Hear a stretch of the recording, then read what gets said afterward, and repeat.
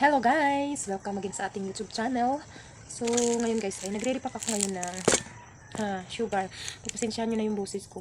May sinipon ako. Tapos yung lalamunan ko parang masakit. Nambunan kasi ako ng isang araw. Tapos kahapon, nagpaulan. Yun. Sinipon. Ayan. So, ngayon ay nagre-repack ako ng sugar. Ito, nakatapos na ako ng 1 kilo. So, 2 kilo yung ating gagawin. Piniripa ko ay tag 5 piso at saka tag 3 piso. So, ngayon ay paggabi na. Lapit ng magdilim. Ayan. Ulan ng ulan dito sa amin, guys. Masama yung pakiramdam. Sama yung panahon, hindi maganda. Kahapon pa to panay ulan at tanghali hanggang gabi, hanggang kanina umaga. Buti ngayon, hapon ay medyo huminto. Pero minsan umaambon. So, kumusta ko guys? So, ngayon ay magbibigay tayo ng tips. Mag-share tayo sa ating about tindahan. Kung paano lumalago yung ating tindahan kahit may mga kompetensya tayo at kung ano yung ating mga pampaswerte. Ayan guys. Madilim dito guys. Madilim sa party dito kasi yung ilaw na sa likod ko. So, unang-una guys, yung dapat natin gawin kasi syempre hindi natin yung maiwasan na magkaroon tayo ng mga kakompetensya. So, dyan talaga yan, kasama talaga yan. Yan mawawala. Na meron talagang mga kakompetensyang darating pag nagninegosyo ka. So, yung gawin natin ay huwag tayo mawala ng pag-asa. So, kailangan sipagan pa natin at laban lang. Kasi kung mawalan tayo ng pag-asa, pag hinaan tayo ng loob, mawalan tayo ng gana sa pagtitinda. Pag asikaso ng ating tindahan, so kailangan isipin pa rin natin na kaya natin at malalampasan natin. Siyempre pag una, mararamdaman mo talaga yung pagbabago. Kasi yung mga tao, pag merong bago kasing tindahan, siyempre susubok din sila doon. Bibili din sila doon. Kasi bago eh. Ayan. Pero importante guys, na huwag tayong paghinaan ng loob, laban lang tayo. At sisikapin natin na laging kumpleto yung ating paninda. Hindi tayo mauubusan. At mag-isip tayo kung ano pa yung dapat natin idagdag sa ating tindahan. At syempre, huwag natin kalimutang magdasal. Tiwala sa Panginoon.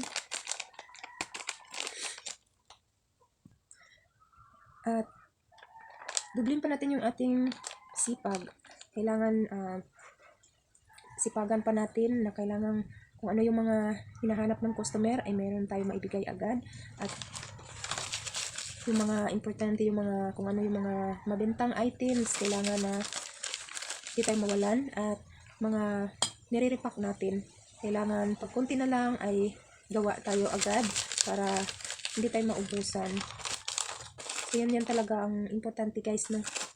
Para hindi lilipat si customer at hindi maghahanap ng ibang tindahan. At lalo na guys na pasensya na kayo sa boses ko, may sipon ako, hindi ako masyadong makahinga.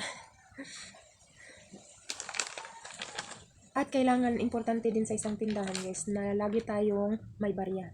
So yun yung importante talaga guys, na lagi tayong may barya sa ating tindahan. Na kailangan hindi tayo maubusan ng panukli.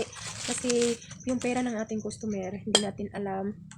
Minsan malaki, tapos maliit lang yung binibili. So kailangan kahit ganun, kahit maliit lang yung binibili nila, ay lagi tayong handa at may panukli pa rin tayo. So yun yung maganda guys. Kasi mahirap din naman na pag may bibili sa'yo, tatakbo ka pa ng magpapasukli ka pa. So, maghihintay pa yung customer mo. At, mahihiya ka rin. So, yan yung dapat natin gawin guys. Para mas lalong lumago yung ating tindahan at dumami yung ating customer. Importante talaga marami tayong stock. Kung ano yung mga hinahanap ng customer, meron tayo. At mag-isip tayo kung ano pang pwede nating idagdag. Huwag nating hayaan na maubusan tayo ng mga stock, lalo na yung mga mabintang na items. sisikap sisikapin natin guys na magkaroon tayo agad. Kaya ako pag naggrocery ako, pag konti na lang ay dinadagdagan ko na para sure na hindi tayo maubusan. At tansya ko naman na maaabot pa siya hanggang 1 week kasi once a week tayo mamimili. So yun yung dapat natin gawin guys. At syempre, uunahin natin yung ating mga paninda bago yung mga ibang bagay, ibang mga bilihin natin, yung mga luho natin. Saka na lang yan pag may mga sobra tayo. So, importante yung ating mga paninda kasi dyan tayo kumukuha ng mga kailangan natin. So, yan yung dapat natin gawin guys. Kahit may mga kakumpetensya tayo, huwag tayong magwala ng pag-asa. Laban lang at focus lang tayo sa ating tindahan. So, dito muna tayo. At tips ko para sa pampaswerte natin sa tindahan guys. So, lagi ko na itong sinishare sa inyo guys kung ano yung mga pampaswerte sa aking tindahan. So, isa na dito sa nilalagay ko sa ating lagayan. Sa ating mahiwagang arenola. So, yan guys. So, nahiwagan natin arenola. So, naglalagay tayo ng laurel. So, ito yung nilalagay ko sa ating arenola guys. At, wait, may customer tayo guys.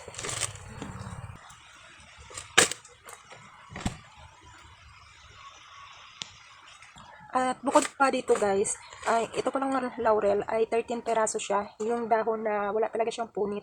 So ito ay nung ginamit ko to nung New Year, yung pampaswerte ng New Year, tapos pag umabot ng January 12, tinatanggal ko na siya, tapos nilalagay ko yung laurel dito sa aking mahiwagang arenola. So bukod pa dito sa laurel guys, meron akong dinikit dito na matagal na ito. So ayan, hindi na makita. Ayan guys, hindi makita, pasensya na. Basta meron akong dinikit dito guys sa ating anerola na laurel, at saka meron akong binili sa tao. Dito sa amin binili ko, pampaswerte din siya sa isang mga negosyo. Kahit anong negosyo, pampaswerte siya guys. So, hindi ko alam kung anong klaseng siya. Hindi ko alam kung anong klaseng puno siya. Basta maliit lang siya. Maliit lang siya guys na para siyang kamay. Para siyang kamay na meron siyang 5 perasong ganito. Ayan, ganito siya. Tapos ang bali yung mga dito, mga niya guys ay inaano ko siya, ano tawag nito? Yung paaso every Friday ng hapon, Tuesday. Wait lang guys.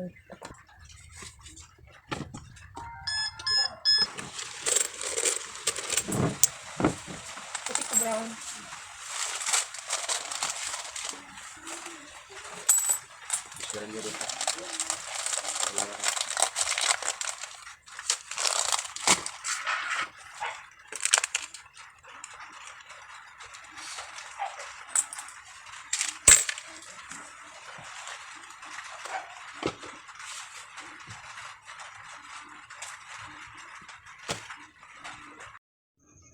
Hi guys, continue tayo. Naputol tayo kanina guys, no, kasi mayroon tayong customer at saka may nagtatambay na dito sa tindahan, kaya naputol yung ating pagbablog. So tutuloy natin ngayon guys.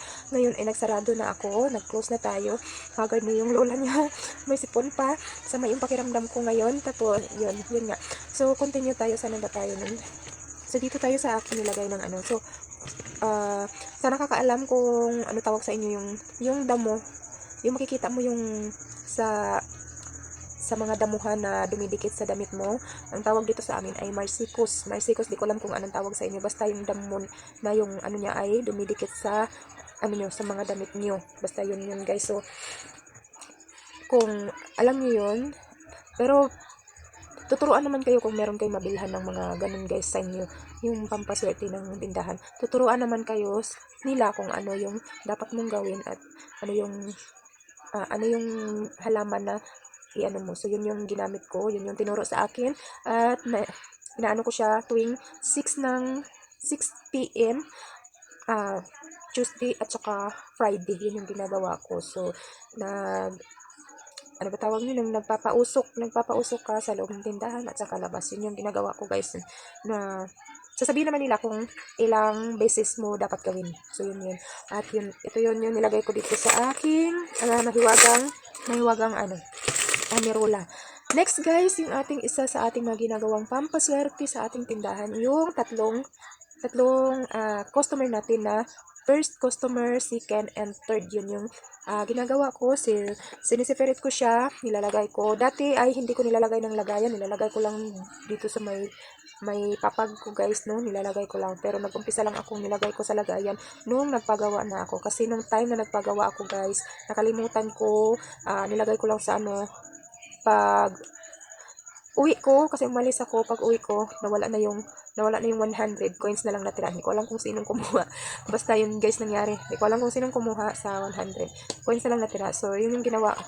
Yung ginawa ko, nilagay ko na lang sa lagayan. Ito yun yung ating So yung iba nito guys ay kagabi pa nakalimutan kong iligpit at nilagay. So yung ginagawa ko, 3 tao nga siya. Pag coins hindi ko na siya sinasali. So yung papel lang. So yung papel lang ang ilalagay natin sa ating alkansya. So, ito lang yung nilalagay ko sa alkansya, yung mga papel, at yung coins ay hindi na. Puro coins yung ating so, hindi na natin nilalagay sa alkansya. So, yun yung ginagawa ko guys. Tapos, first customer, first, second, and third. Basta yun guys, yung ginagawa ko. Ito yung tinatanggap ko. Ito. Yung, ba to? Mahina ko sa right and left eh. Parang left ba yun dito? Ito yung tinatanggap ko ng pera. Tapos, pag magsukli ako, ay dito sa kabila. Para, hindi siya, basta sa akin, sa ano lang to guys ha, may nagturo lang din sa akin, nagsasabi sa akin, ginagaya ko lang din, sinusunod ko lang yung sinasabi niya, para daw, hindi lalabas yung swerte. Kaya, pasok dito, labas dito. So, ganun yung, paraan ko, yun yung ginagawa ko. So, at may idagdag pa pala ako guys, wag na wag po tayong magpapautang tuwing umaga, lalo na yung kabubukas lang natin. Huwag na wag po tayo magpapautang kasi danas na danas ko na po yan. Naranasan ko na po yan noon, so hindi ko na po ginagawa ngayon kasi napapansin ko talaga pag mautangan ka ng maaga guys hanggang maghapon, mabintahan ka man pero bilang lang yung bumili, halos utang po ang mangyayari sa inyo. So yun po yung dapat nating iwasan tuwing umaga guys. So yun lang muna siguro yung ating i-share ngayon guys. At magbabay na tayo sa inyo. Sana magustuhan nyo yung ating sinishare sa inyo ngayon about sa ating pampaswerte at tips sa ating tindahan guys, kung paano tayo lumago. So thank you so much sa inyong suporta. Bye bye guys. God bless us all.